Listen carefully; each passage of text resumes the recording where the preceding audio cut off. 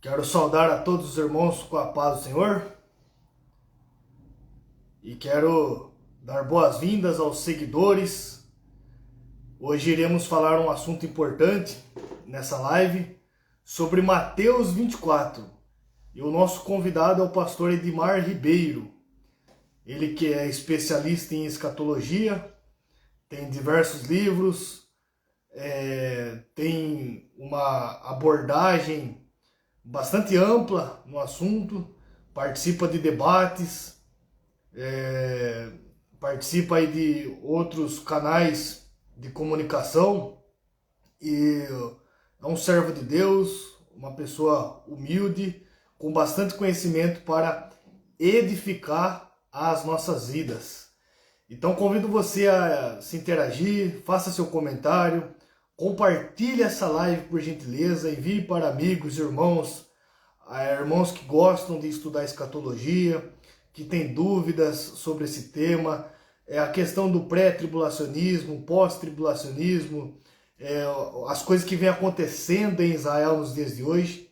Então, desde já, eu agradeço você e convido para que você esteja conosco nessa live até o final, uma live abençoada.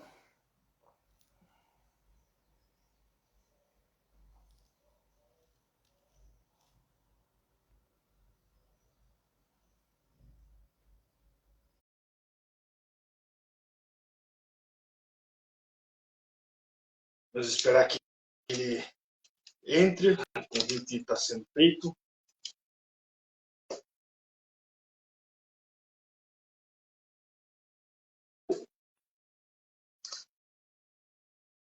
Desde já eu quero ter irmãos já nos acompanhando, nosso amigo irmão Geriel, amigo de longas datas, um forte abraço, minha esposa, que sempre nos ajuda, me apoia, a irmã Yuli Herculano, que também está nos acompanhando, e o nosso colega, amigo de trabalho, que sempre também está nos ajudando aí, está sempre vendo as nossas publicações, o Américo Oliveira da Silva, que Deus abençoe a sua vida.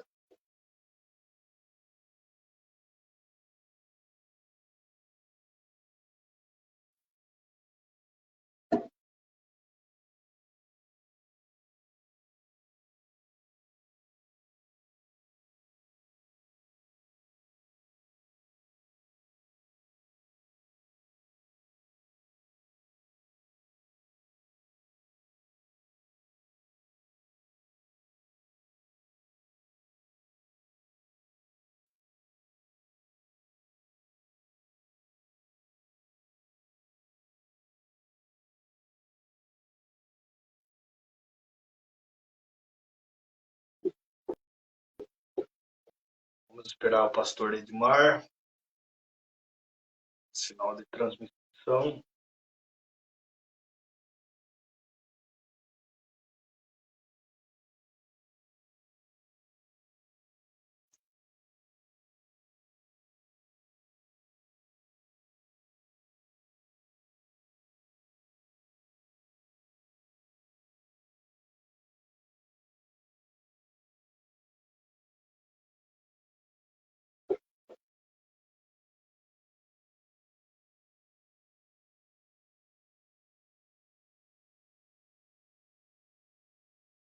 Está chegando.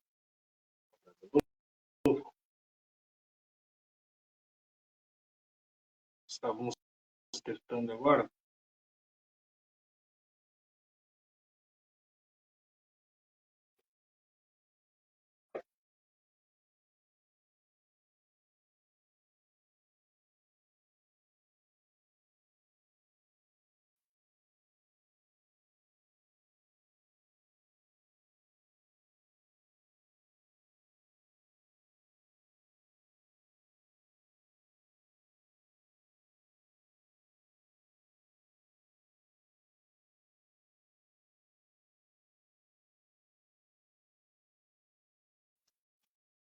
Pessoal, vem chegando, compartilhando essa live sobre Mateus 24, um tema relevante com o pastor Edmar Ribeiro, vai estar nos ensinando muito nessa manhã.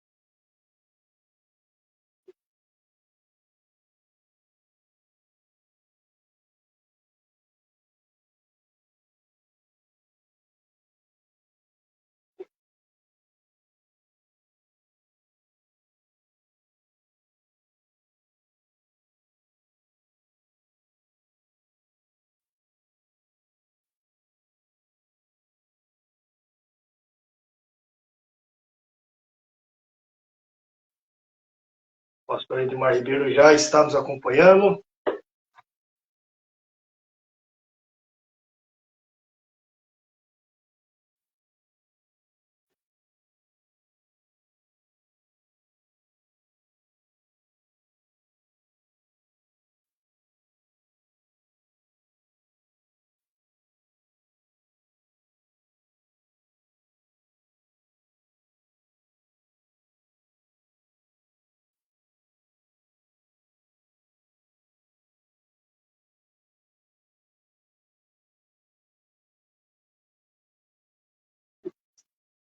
Só está aguardando a solicitação aceita aqui.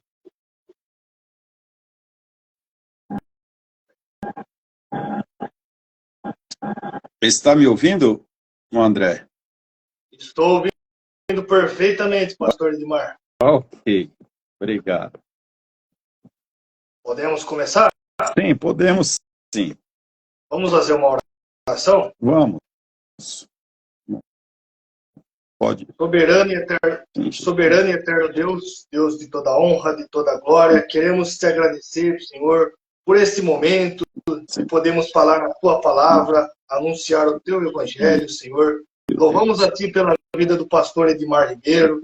Pedimos que o Senhor abençoe, continue abençoando a vida dele como instrumento da tua palavra, um canal de bênção na área do ensino, do conhecimento, que o Senhor possa abençoar a todos os ouvintes que estão nos acompanhando, que essa live possa ser divulgada para a honra e glória do teu nome, Senhor. Assim nós te pedimos e te agradecemos, no nome de Jesus. Amém e amém.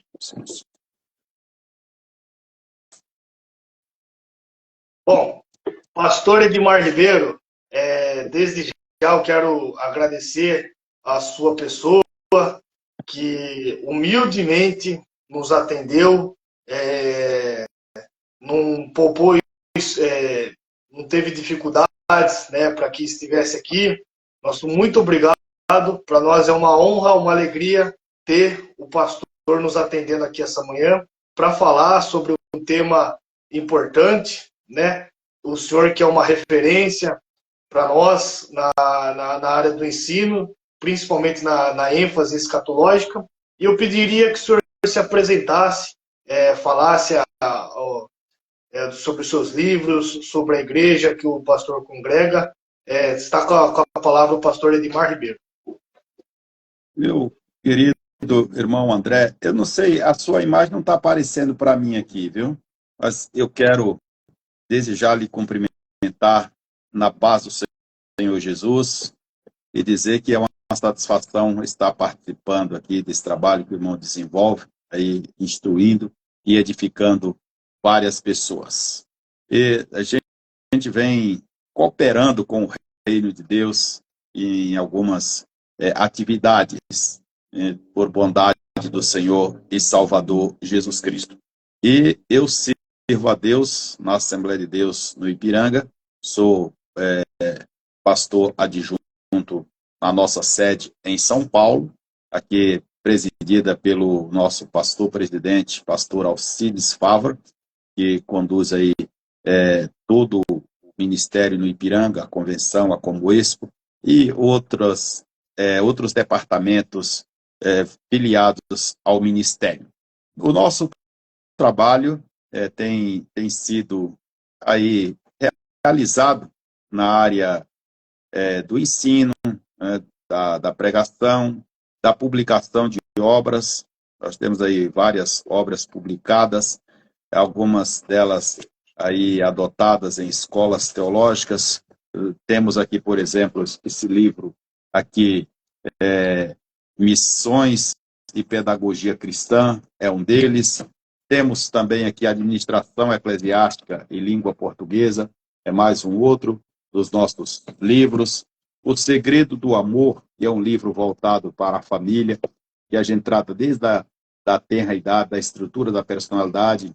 A gente fala sobre adolescentes, sobre jovens, sobre adultos, até a terceira idade. São vários temas importantíssimos para a família. Tem um outro livro aqui, O Espírito Santo e a Igreja. Aqui eu desenvolvo vários artigos a respeito da pessoa e obra do Espírito Santo, a função do Espírito Santo na igreja e no mundo, dentre outros temas. Temos também aqui um livro importante também, que saiu agora, né, está sendo lançado, Teologia das Cartas Paulinas. Esse livro é escrito por autores brasileiros e portugueses, o comentário de todas as epístolas paulinas. Então, é uma obra com mais de 600 páginas. Dentre outras, que no momento aqui não estou, tem Escatologia no Pentecostalismo Clássico, Evangelismo à Ordem de Jesus e outras obras publicadas aí à disposição do público. E que pode ser encontrado nos nossos sites editorarios.com.br e também editorarios.com. Lá as pessoas poderão encontrar todos esses livros e serem instruídos aí com uma boa leitura. Glória a Deus. Desde já, assim que terminar a live aqui, eu já vou estar entrando em contato, né, para mim adquirir essas obras, né, do pastor Edmar Ribeiro. O senhor está conseguindo ver a imagem agora? Não estou. A sua imagem não está aparecendo para mim aqui. Diria que aos nossos ouvintes, os irmãos que estão nos assistindo, a minha assistente, a minha esposa, mandasse um comentário se está aparecendo nós dois na tela, se ao longo da live a gente consegue acertar esse item aí, né? E tem alguma mudança de tela aí que precisa apertar alguma coisa? Aqui, ó, o irmão Geriel já disse, aqui está aparecendo os dois. Ok. Então, se está aparecendo lá, tá ok. Então, acho que, para mim aqui, eu não sei por que só não está aparecendo aqui os dois aqui. Deixa eu ver aqui se eu consigo.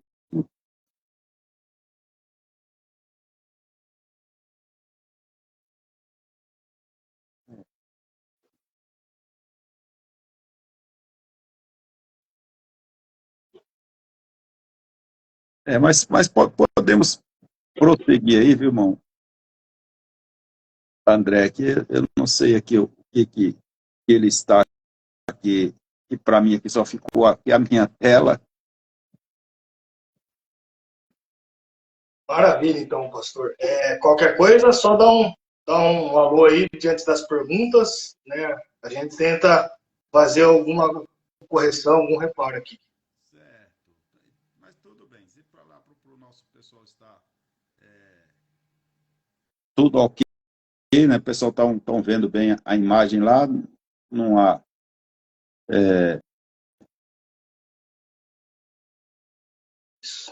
problema, né? Então, podemos começar com as perguntas? Sim, podemos sim, viu? Então, vamos lá. A live é Mateus 24, né? O tema é Mateus 24, e já de cara, no versículo 3, tem uma pergunta. De Mateus 24, versículo 3. Assim está escrito: estando assentado no Monte das Oliveiras, chegaram-se a ele os seus discípulos em particular, dizendo: dize-nos quando serão essas coisas, e que sinal haverá da tua vinda e do fim do mundo. Então, considerando que a revelação ela é progressiva, nós entendemos assim, a ideia de dois adventos não estava clara aos profetas no Antigo Testamento. Então, se eles imaginavam que haveria apenas um advento, e Jesus ali, no momento dessa pergunta, Jesus estava na frente deles. E o que motivou, né, eles a fazerem essa pergunta a Jesus sobre a sua vinda, sendo que Jesus já veio, né? E quais serão os sinais do fim do mundo? Na verdade, são duas ou três perguntas que os discípulos fazem a Jesus, pastor Edmar Ribeiro. Quando nós olhamos aqui para o texto do sermão profético registrado por Mateus, ele vai começar ali a partir do capítulo 23, passa pelo 24, 25, Jesus esclarece muitas coisas sobre o futuro para os seus discípulos.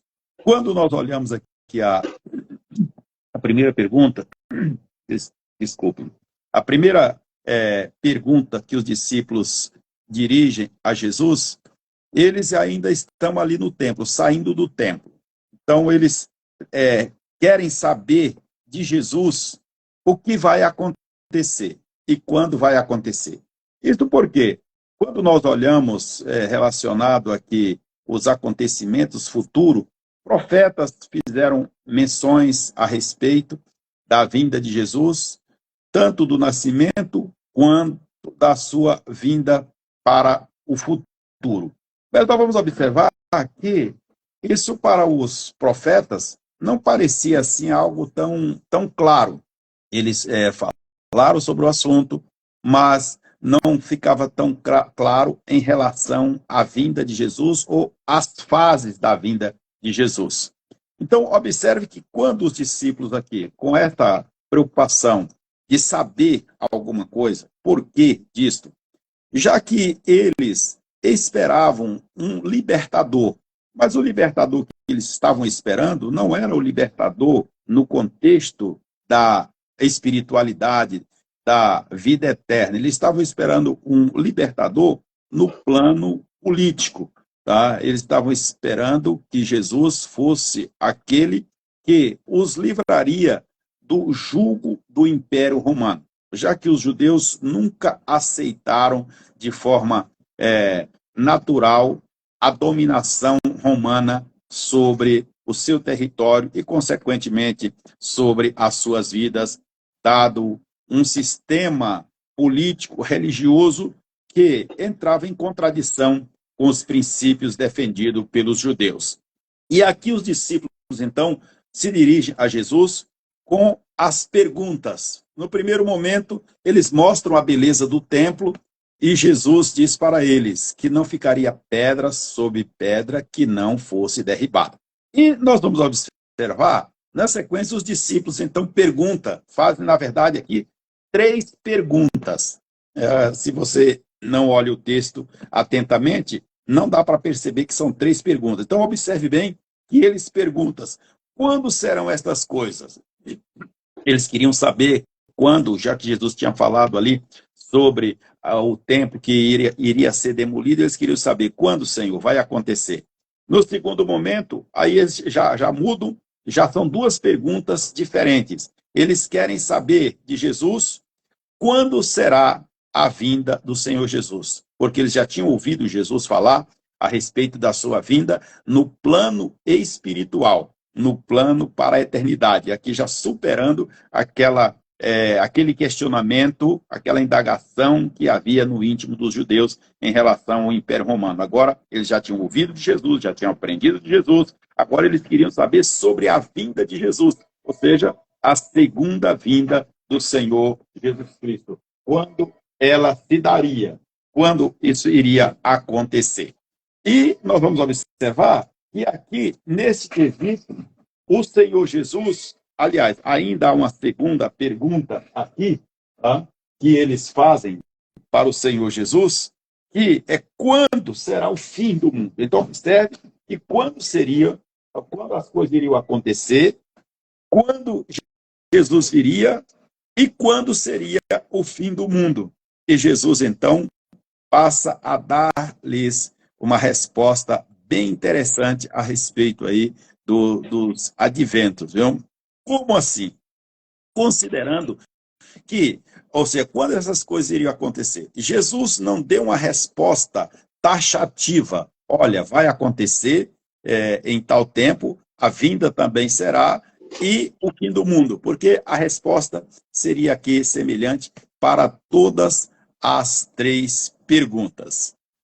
E quando nós observamos aqui a questão relacionada aí à revelação progressiva de Deus, que ela vai se dando no decorrer do tempo, você observa que, nesse quesito, o Senhor Jesus, ele vai deixar isso bem claro para os discípulos quando ele fala sobre o que iria acontecer. Então, muitas coisas estariam acontecendo e ele cita algumas delas e ele diz para os discípulos quando será, ou seja, quando o evangelho do reino for pregado a todo mundo, então virá o fim. Então, ele deixou aí para os discípulos uma resposta que eles entenderam que deveriam trabalhar mais para o Senhor Jesus. Maravilha, glória a Deus. O senhor mencionou aí esse versículo, né, o de número 14, sobre o trabalho dos judeus, né? E eu anotei aqui justamente esse versículo para fazer a pergunta ao pastor.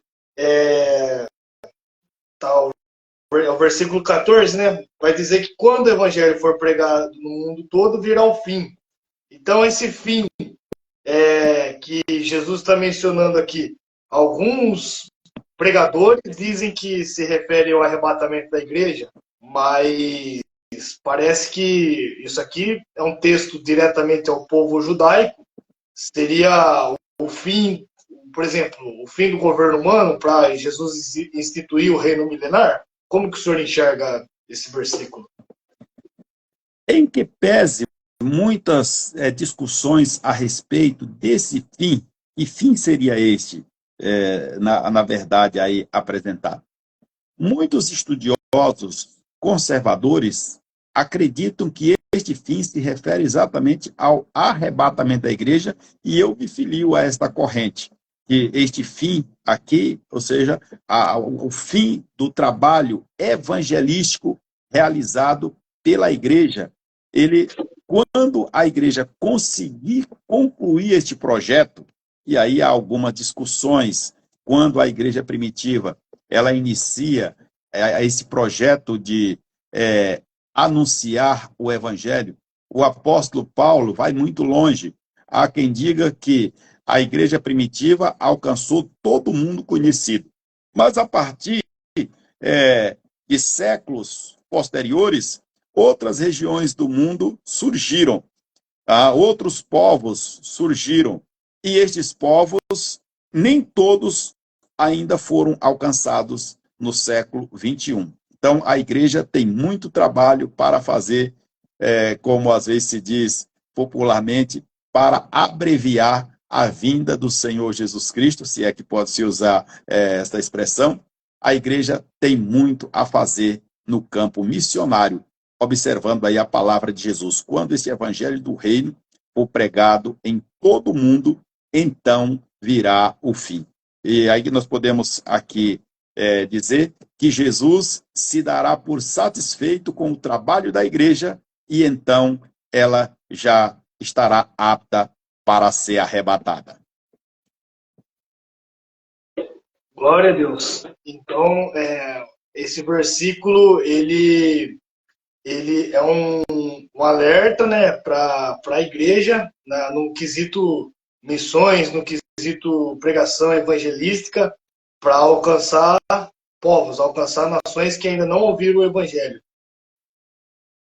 Perfeitamente, irmão André. Pois há muitos povos, as pessoas, possivelmente o irmão deve acompanhar aí alguns trabalhos missionários, né, a nível aí, mundial, dentre eles a missão Portas Abertas, que sempre publica, né, normalmente mensalmente publica uma revista, divulgando a situação de países, alguns que estão sendo alcançados, outros que ainda não foram alcançados, dado as dificuldades, os impedimentos culturais, religiosos, e outros que impedem que o evangelho seja difundido de uma forma mais ampla. Então, alguns lugares é pregado com muita restrição, mas a Igreja de Jesus, ela não recua da sua missão. Ela está certa de que conta com a ajuda de Jesus para anunciar o evangelho do reino. Então ela vai continuar e a igreja tem muito a fazer ainda até que Jesus volte. Glória a Deus, pastor Edmar. Uma outra pergunta. Nós podemos enxergar para os nossos ouvintes, né, que estão nos acompanhando, o pastor Edmar Ribeiro, eu também em particular, as Assembleias de Deus de modo geral, nós adotamos o sistema dispensacionalismo, né, que é um sistema de interpretação que faz distinção entre igreja e Israel, de forma mais básica, mais objetiva, né, podemos falar isso.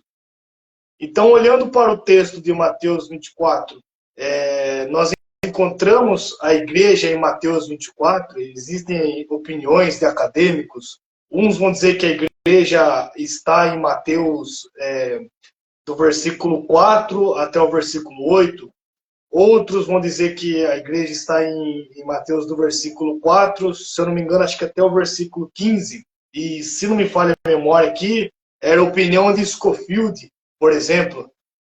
Como que o senhor comenta essa questão? Se a igreja ela está em Mateus 24, outros vão dizer que a partir do versículo 36 se refere ao arrebatamento da igreja, quando Jesus fala que será como nos dias de Noé.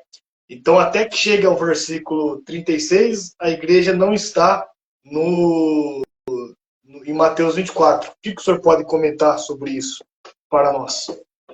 Quando nós tomamos o Evangelho de Mateus, principalmente aqui o Sermão da Montanha, certo é que alguns, principalmente alguns de linha reformada, eles têm uma certa dificuldade para distinguir a igreja de Israel. Então, para eles, a igreja é o Israel do Novo Testamento.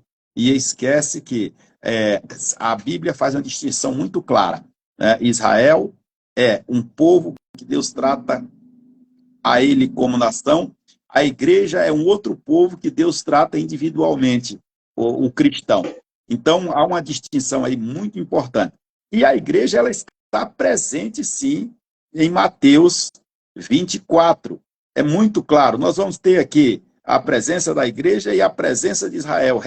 Jesus refere-se a estes dois povos no texto de Mateus. E é interessante observar que o texto ele é escrito quase que com uma forma de aspiral. Então, ou seja, não há aqui uma citação, por exemplo, em linha direta. Tá? Jesus ora trata da igreja, ora trata de Israel, ora trata de Israel, ora trata da igreja. E aí nós vamos verificar em alguns versículos do capítulo 24 de Mateus, referência direta à igreja. Tá? Dentre estes versículos, nós podemos observar aí o versículo de número 9. Veja como Jesus diz, o que diz Jesus nesse texto.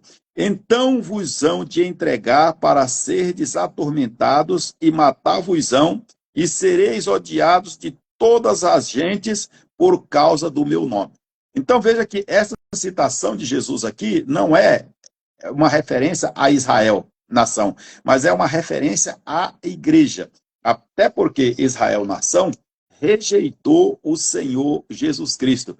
E Paulo, falando sobre este aspecto, ele disse que ninguém diz que Jesus é o Senhor senão pelo Espírito Santo. Ou seja, é preciso realmente estar em Cristo, e nós vamos encontrar outras menções aqui, ou seja, por causa do nome de Jesus, nós vamos encontrar lá no início da igreja primitiva, estão ali os discípulos sendo, na verdade, ali questionados, inquiridos, levado inclusive, a julgamento por causa do nome de Jesus, a ponto de ser dito para eles: vamos liberar vocês, com uma condição: não falem e nem ensinem no nome desse Jesus. E aí vem o desafio: quem é digno de maior obediência, Deus ou os homens? Nós não vamos deixar de falar do que temos visto e ouvido. Ou seja, vamos continuar falando, sofrendo por causa do nome de Jesus. Então, aqui é uma referência direta à igreja. Muito bom. Confesso que eu estou aprendendo muito essa manhã, porque eu nunca tinha olhado um texto com essa perspectiva de rever já o cumprimento desse versículo logo na igreja primitiva, né? Como aconteceram com os primeiros discípulos, né, foram presos, foram torturados, foram mortos, né, Estevão como o primeiro mártir da igreja, né, pastor? Perfeito. Então eu não tinha prestado atenção nisso. Então eu estou aprendendo bastante, né, nessa manhã, diante desse tema. Então, pastor, diante do que nós já abordamos, eu diria que o senhor falasse, por gentileza, sobre o sistema dispensacionalismo. O que é o dispensacionalismo adotado pelas Assembleias de Deus e muitas igrejas pentecostais? E se o senhor puder também fazer algumas distinções entre o dispensacionalismo clássico e o revisado, que pelo que eu acompanho muitos pregadores, esse sistema está presente dentro das Assembleias de Deus, né? O clássico, quando também o revisado. Temos aí grandes teólogos, né? Pastores que são de linhas pentecostais, mas afirmam ser dispensacionalismo revisado. Irmão André, é interessante quando nós observamos esse aspecto relacionado ao dispensacionalismo. Existem algumas correntes que elas se opõem ao estudo da Bíblia, porque quando nós falamos de dispensacionalismo, do que nós estamos falando, afinal de contas? Nós estamos falando de um sistema de interpretação ou de um método adotado para estudar a Escritura Sagrada. O dispensacionalismo não é nada mais do que isso, é apenas um método adotado para estudar a Escritura Sagrada. E quando você observa outros métodos, o método dispensacionalista é, na verdade, aquele que mais se aproxima da Escritura Sagrada. Nenhum método ele é perfeito, mas o método dispensacionalista é o que mais aproxima. E há alguns questionamentos, há quem diga que esta modalidade de estudo da Bíblia, ela só veio surgir recentemente, aqui já no século XIX, século XX e assim por diante. E então eles fazem algumas alegações sobre a pessoa que começou a estudar, a organizar esse método, né, o Darwin. Eles atribuem, inclusive, alguns comportamentos que ele saiu de uma denominação e etc. Mas não vem o caso essa questão. O importante é que apenas ele iniciou, depois outros deram prosseguimento a esse método, depois Scofield, ele desenvolveu, na verdade, né, a continuidade desse método dispensacionalista, e os segmentos pentecostais observaram que esse método é um método muito claro, fácil de compreensão da Escritura Sagrada. E nesse quesito, a gente volta a falar da revelação progressiva, porque a palavra é de Deus, inspirada pelo Espírito Santo, mas ele vai lançando sobre a vida dos homens luz para compreender a sua palavra como Deus quer que ela seja compreendida e transmitida aos homens, para, como diz Paulo, para que ele, pois é a vontade de Deus, que todo homem venha ao pleno conhecimento da verdade e seja salvo. E não tem um outro meio senão pela Escritura Sagrada. Então, o dispensacionalismo, nós vamos estar falando sobre o estudo da Escritura Sagrada por períodos. Uma das questões dos opositores ao dispensacionalismo, e aqui nós queremos falar sobre o dispensacionalismo clássico, é que quando se estuda sobre esses períodos, se estaria condicionando a forma de salvação, e não tem absolutamente nada com a questão da forma de salvação. O que está aqui inserido em cada período é a forma de Deus tratar com a humanidade naquele determinado período. Nós vamos ter lá no início da criação, no período da inocência, Deus, como Deus tratou com os homens, no período da consciência, também como Deus tratou no período ali do governo patriarcal, em cada período, no período do governo humano primeiro, depois no período patriarcal, depois no período da lei e assim por diante, até chegar o período da graça. Então, em cada período, Deus tratou de uma forma com o homem, ou seja, deu oportunidade aos homens para conhecer a vontade de Deus, e nesses períodos os homens falharam quebrar o concerto com o Senhor, mas Deus sempre teve misericórdia e não desistiu do ser humano.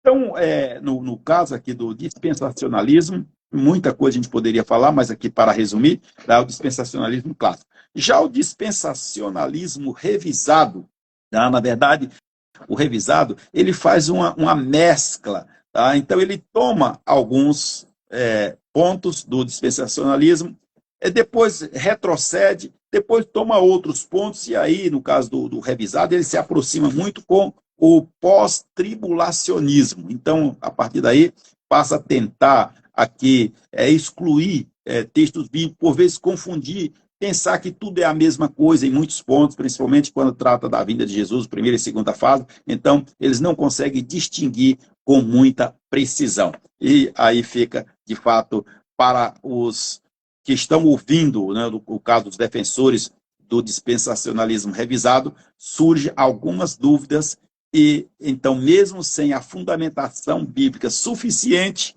por vezes termina arrastando algumas pessoas para um sistema que não é nada mais do que o tomar o dispensacionalismo e tentar agregar alguns outros pontos que, por vezes, não cabe no contexto da interpretação do dispensacionalismo.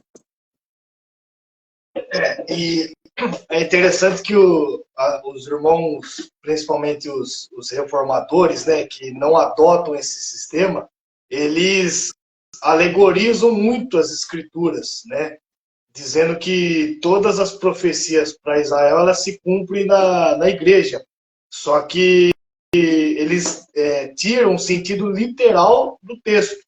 E com qual não há razão, né, não há autoridade para nós fazermos isso. A passagem ela deve ser interpretada, se for no sentido literal, deve ser interpretada no seu sentido, né, gramatical, literal, não é verdade, pastor? E a Bíblia é clara ao dizer que, Paulo mesmo fala, né, que o endurecimento em Israel veio em partes, né, em partes. Em Mateus 23, Jesus falou, Jerusalém, Jerusalém, que matas os profetas, né? Desde agora a vossa casa ficará deserta, até o dia, né, em que digais, bendito o que vem em nome do Senhor. Então nós vemos no sentido simples, literal das Escrituras, que há uma distinção, né, entre igreja e Israel. Igreja é igreja, e Israel, Deus ele não cancelou a sua aliança, visto que a aliança que Deus fez com Abraão é uma aliança eterna. Então, espiritualizar, dizer que as coisas para Israel se cumprem na igreja, fica fora de cogitação, pastor Edmar Ribeiro. E como o irmão André já citou, o apóstolo Paulo, ele faz uma descrição muito importante, principalmente ali na carta aos Romanos, destacando exatamente a posição de Israel, né, o Israel nação. Ele faz menção que ele na verdade, israelita segundo a carne, e aí ele vai destacando que Israel foi aquele povo que Deus usou, através daquele povo Deus trouxe a lei, enfim. Tá? E quando nós olhamos exatamente aqui para as promessas de Deus, a nação de Israel, tá? Israel não está fora do projeto de Deus ainda hoje, por causa de um pacto que Deus fez com Abraão, a promessa, né, de abençoar a descendência de Abraão. Mas a descendência de Abraão chegou ao ponto que ela rejeitou a promessa plena que é Cristo. E o próprio Jesus disse, eu vim para os meus, mas os meus não me receberam. Mas a todo aquele que crê, naquele que me enviou, foi dado-lhe o direito de ser feito filho de Deus. Então, aqui, o Senhor Jesus está deixando bem claro que Israel é um povo e a igreja é outro povo. Israel já estava lá quando Jesus disse, eu edificarei a minha igreja. Então, veja a diferença. Então, para a linha dos reformadores, tá, e aí nós vamos ter vários segmentos dentro do contexto da reforma, tá, a dificuldade exatamente de compreender que a igreja, ela é um povo e Israel é outro povo. O judeu que se converte a Cristo, esse passa a integrar a igreja. Aquele que não se converte a Cristo continua a sua caminhada como judeu, como descendente de Abraão. Mas a igreja é também descendente de Abraão na posteridade que é Cristo. Então há realmente uma diferença aí muito grande. A questão da interpretação alegórica, que é muito comum, isto Agostinho usava com certa frequência, ainda podemos voltar a outros pais da igreja também que tinham essa ideia, na verdade, de alegorizar muita coisa na Bíblia. O dispensacionalismo normalmente adota ali a interpretação literal e futurista da Bíblia, quando trata do contexto aí escatológico, que é, sem dúvida, bem mais seguro. Então, ou seja, nós vamos observar o contexto gramatical, o que o texto está dizendo, e a Bíblia por si só, eu dizia, usando palavras de um estudioso, há certo dia participando em um evento, em um debate, que é dito que a Bíblia é a melhor intérprete de si mesma. Então, se tomar a Bíblia para interpretar a Bíblia, a possibilidade de erro é bem menor do que quando se toma apenas ideias, sugestões de figuras que foram, sem dúvida, importantes na história, mas a palavra de Deus tem a supremacia no que tange à sua própria interpretação. Maravilha, pastor. E ainda sobre esse assunto, né? É que um assunto ele ele liga a outro, né? E no dispensacionalismo, alguns críticos vão dizer que Deus ele tem formas diferentes de salvação, mas nós cremos e ensinamos que a salvação ela sempre foi pela fé, né? Tanto no Antigo Testamento as pessoas que foram salvos pela fé, assim como é nos dias de hoje. A diferença é que eles, pela fé, né, fazendo todas as ordenanças, cumprindo os sacrifícios, eles estavam se beneficiando do que Cristo iria fazer lá na frente, né? E nós hoje nos beneficiamos da salvação no que Cristo já fez, na obra já consumada. Então, eles olharam para frente e nós olhamos para trás. Mas a forma de salvação sempre foi a mesma. Correto, irmão André. Não tem outra alternativa para alcançar a salvação senão pela fé. E como o irmão disse bem, Abraão ele creu em Deus e isto lhe foi imputado como justiça. E quando nós vemos para o Novo Testamento, quem é a justiça?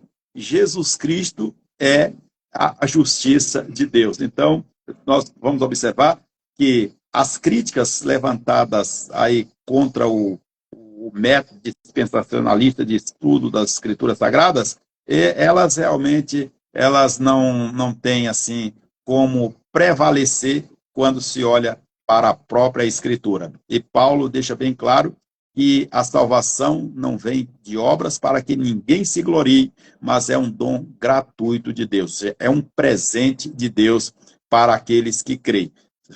Seja lá no período do Antigo Testamento, tá? Todos aqueles que morreram na esperança da consumação da salvação, e a prova disso é que com a ressurreição de Jesus, muitos santos que esperavam nele ressuscitaram, diz o texto bíblico, e foram vistos ali por muita gente que ressuscitou ali na ressurreição de Jesus Cristo. É claro que aqueles ressuscitaram, depois, sem dúvida, eles morreram, mas eles vieram dizer, olha, eu tinha a esperança de um Salvador, de um Messias, de um Remidor, e ele veio, e por isso eu estou aqui. Glória a Deus, pela obra que Cristo fez por nós. Pastor Edmar, outra pergunta. O senhor já disse, já bem pontuou para nós, que é possível encontrar a igreja e Israel em Mateus 24. E falamos sobre o versículo 14, sobre a questão do evangelho ser pregado no mundo todo. No versículo anterior, versículo de número 13, vai dizer que aquele que perseverar até o fim será salvo, né? ali tem um termo no grego, né, que é sosso, né, a salvação no grego, sosso. Então, essa salvação, ela é a vida eterna, essa perseverança, ela é no período tribulacional, né, e se for no período tribulacional, ela não é para a igreja. Ou essa salvação, ela também sendo no período tribulacional, ela é uma ida para o reino milenar, ou seja, é uma pessoa que se salva no sentido físico, né, e fica em obediência, fica ao lado de Israel, ela não adere à imagem da besta, ao anticristo, e ela então é salva para entrar no reino milenar. Então, ela é uma salvação como vida eterna ou para o reino milenar, ou existe alguma outra interpretação nesse versículo? Quando nós tomamos o contexto, irmão André, nós vamos encontrar aqui que Jesus está se referindo aqui à salvação para a eternidade.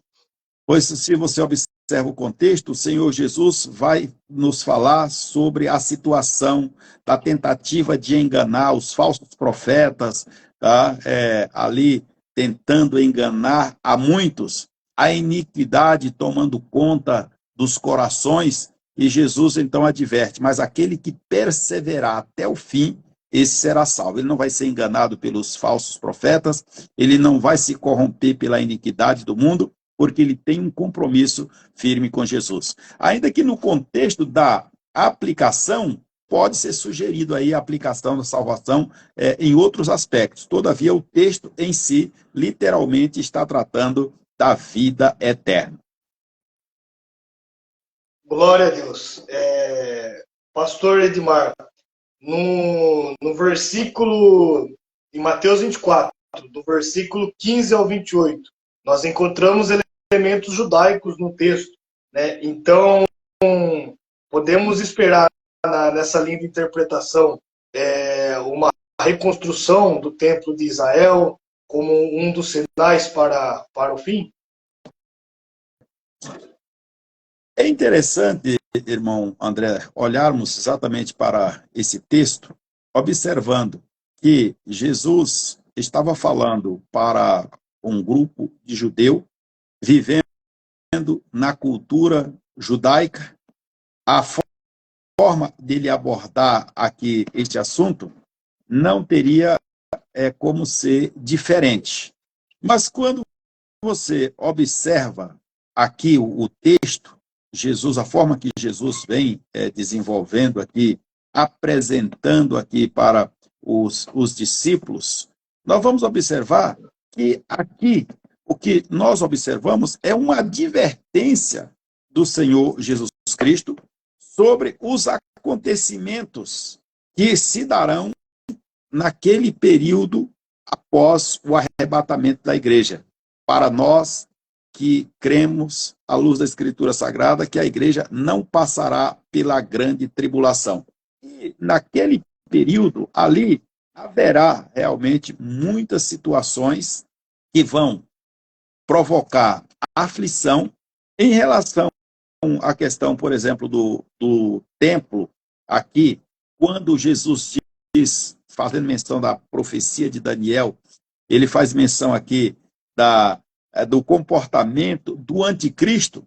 Aqui, sim, olhando lá para o texto de Daniel, faz aí, na verdade, uma menção que quando o anticristo quererá assentar ali no templo, imaginando até ser uma divindade, e profanará o templo, tá? Como Jesus disse, quando ele faz referência aqui à profecia de Daniel, que está escrito, né, no lugar santo, quem lê, entenda. Tem algumas traduções que diz entenda, tem outras que diz atenda, e assim por diante. E lá no texto de Daniel está muito claro realmente como o anticristo vai se portar no templo. Portanto, esse templo será erguido, sim, sem dúvida. Maravilha, pastor Edmar. Eu acredito que o versículo 31, ele enviará os seus anjos com rijo clamor de trombeta, quais ajuntarão os seus escolhidos desde os quatro ventos, de uma a outra extremidade dos céus. Acredito que isso é mais para o povo judeu, né, que foi disperso logo no ano 70, essa dispersão começou por conta da desobediência, né, como consequência da desobediência predita lá na Torá, em Deuteronômio, e também no versículo 23, né, que nós falamos aqui, no versículo 38, que diz que a vossa casa ficará deserta. Então, o versículo 31, ele é uma referência ao ajuntamento num período tribulacional para o povo de Israel, a reunião de Israel. E isso fica claro aqui, a questão da dispersão, ou como mais conhecida, a diáspora, né? Que a diáspora é exatamente o cumprimento da palavra de Jesus, a resposta aos discípulos quando mostraram ali a beleza do templo. E Jesus disse, não ficará pedra sobre pedra que não seja derribada. E como é do conhecimento do irmão, dos estudiosos da Escritura Sagrada e da história do cristianismo, que no ano 70, já citado aí pelo irmão, o Império Romano, ali sob o comando ali daquela perseguição, comando do general Tito, destrói Jerusalém, consequentemente o templo, né? Destrói o templo. E ali realmente não ficou pedra sobre pedra. Então, aconteceu ali este fato. E, a partir de então, os judeus foram dispersos para o mundo inteiro. E pelo um período de aí já mais de 2 milênios, agora, quando Israel foi restituído ali como nação, cerca de 2.000 anos, Israel viveu sem pátria e sem bandeira. Mas não desapareceu, não tinha um território, não era na verdade, uma nação reconhecida, mas era uma nação eleita pelo Senhor, mesmo dispersa sem terra, né, sem um território reconhecido. E aqui, conforme o texto, naquele período, e aqui nós vamos estar nos referindo, tá, aqui à segunda fase da segunda vinda do Senhor Jesus Cristo. Ele enviará os seus anjos e vai, na verdade, fazer com que, por meio dessa ação divina, com que sejam, na verdade, chamados, encontrados todos os santos que foram dispersos. Ou seja, esses santos refere-se ao remanescente de Israel. Eles serão, de fato, chamados ali, serão ajuntados dos 4 cantos de uma outra extremidade dos céus, como diz o texto da palavra do Senhor. E aqui mais uma vez, Deus cumprindo a sua promessa a Abraão. Porque este povo terá uma participação especial no reino milenar. Maravilha, pastor Edmar Ribeiro. Vamos para agora a última pergunta, né? As nossas horas já avançaram. Podemos então dizer que Mateus 24, 36, que diz que Jesus diz que a sua vinda será como nos dias de Noé. Essa pergunta, junto com o versículo 40, que vai dizer que um será levado, outro será deixado. Juntando essas duas comparações, né? Poderíamos dizer que é o arrebatamento da igreja, ou fala de pessoas entrando para o reino milenar? É interessante observar que quando Jesus fala aqui sobre os dias de Noé, será como os dias de Noé. Nós vamos encontrar ali Noé, nós vamos encontrar ali os seus contemporâneos, né, na prática pecaminosa, e a família de Noé também.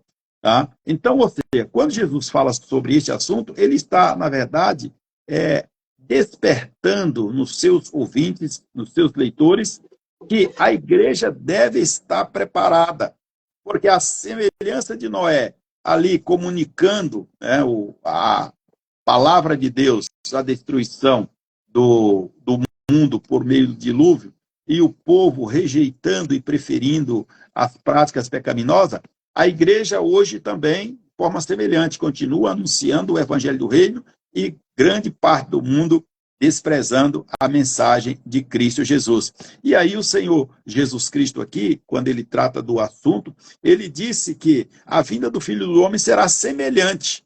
Por quê? Lá rejeitaram a mensagem de Deus, aqui também muita gente rejeitando. E aí nós vamos observar que já aqui, eu falei lá no início que esse capítulo ele é escrito em uma espécie de aspiral, viu? Aqui no versículo 40, nós vamos encontrar aqui o Senhor Jesus, na verdade, reiterando o que ele já havia dito na parte anterior, aqui já citada. Tá? Que estarão dois no campo, um será levado, outro será deixado. Ou seja, quem está preparado vai subir no arrebatamento da igreja. Quem não estiver preparado não irá subir. E, dado a forma que é distribuído as informações aqui registradas por Mateus, alguns estudiosos, inclusive, têm dificuldade de distinguir aqui entre a primeira e a segunda fase da vinda de Jesus, e por isso alguns fazem alguma confusão, dizendo, inclusive, que a igreja vai passar pela grande tribulação, enquanto nós defendemos, à luz da Bíblia, que a igreja será tirada antes da grande tribulação. Maravilha. Nós cremos que Jesus ele arrebatará a igreja antes da grande tribulação, né? Porque assim ele disse, né? O apóstolo Paulo, né? E diversos textos também ali em Apocalipse 3:10, né? Que ele nos promete guardar da hora da grande tribulação. E nós cremos que a natureza da grande tribulação ela é julgamento, né? E a igreja ela já foi julgada, né? Julgada na cruz do Calvário. Então, a tribulação será um julgamento, um tratamento de Deus para Israel e as nações. Bom, considerações finais, pastor Edmar Ribeiro? Eu quero agradecer, irmão André, o seu convite para estarmos aqui trocando ideias a respeito aí desse capítulo tão maravilhoso, essa palavra profunda do Senhor e Salvador Jesus Cristo, e dizer aí para as pessoas que estão assistindo que é importante olhar para a Bíblia Sagrada e deixar a Bíblia falar por si só. E assim nós vamos errar menos, o nome de Jesus vai ser glorificado e as vidas vão ser edificadas pela palavra do Senhor nosso Deus. E quero aqui, já finalizando, vou deixar aqui os nossos contatos, né? Quem quiser nos acompanhar aí no Facebook é Dr. Edmar Ribeiro, no Instagram edmarribeiro.adv, e se desejar conhecer aí as nossas atividades, a minha atividade secular é advocatícia, sou advogado atuante, poderá nos encontrar aí na advocacia edmarribeiro.com.br, lá você vai encontrar várias informações sobre o nosso escritório e sobre o conteúdo aí de literatura. Eu vou só repetir aqui, editorarios.com.br, e também pode encontrar no editorarios.com. Lá você vai encontrar várias literaturas, algumas obras, como eu mencionei aqui, a Teologia das Cartas Paulinas, é uma obra coletiva, e tem algumas outras obras também, tem mais uma outra obra coletiva que está lá também no site, além de várias outras obras nossas. Que Deus te abençoe, irmão André, e foi uma satisfação estar contigo aqui. Amém. Para mim foi uma honra o pastor atender nosso convite, né?